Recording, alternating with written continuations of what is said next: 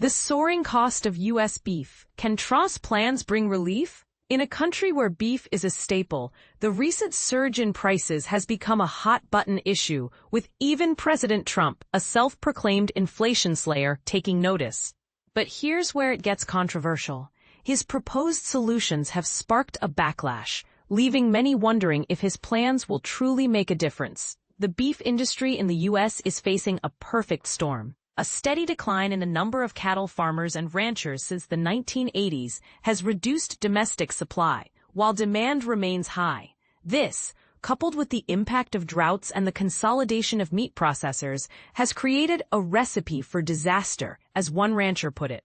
According to the Bureau of Labor Statistics, retail prices for ground beef have skyrocketed by 12.9% in the past year, with beef steaks following suit at a 16.6% increase. These numbers far outpace general food inflation, leaving consumers and producers alike feeling the pinch. Experts like Professor Brenda Bodel attribute the high prices to the shrinking cattle herd, while Professor Darrell Peel predicts elevated prices well into the future due to the time needed to replenish herds.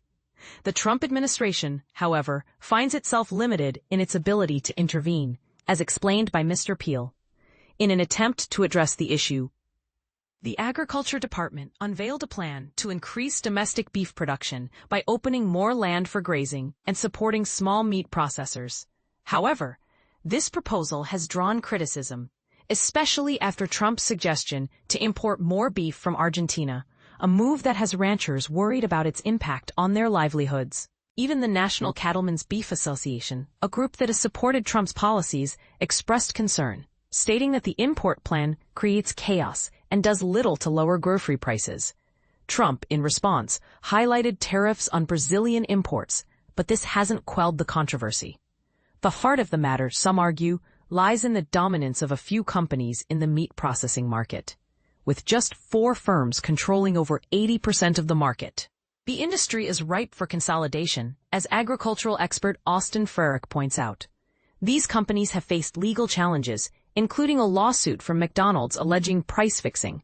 While Trump's administration has taken steps to investigate competition issues, many, like Mike Callicrate, a cattle rancher, believe the focus should be on market concentration.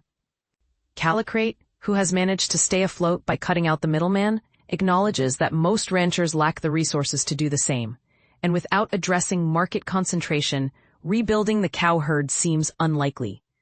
Bill Bullard, who experienced the early waves of industry consolidation, shares a similar sentiment. He believes ranchers lack confidence in the marketplace and are reluctant to expand their herds. Bullard, now the CEO of R-Calf USA, a cattle producer trade association, isn't convinced that Trump's ideas will solve the deep-rooted problems. So, will Trump's plans lower beef prices? The debate rages on, and we want to hear your thoughts. Do you think his proposals will make a difference? Or is there a deeper issue at play? Let us know in the comments.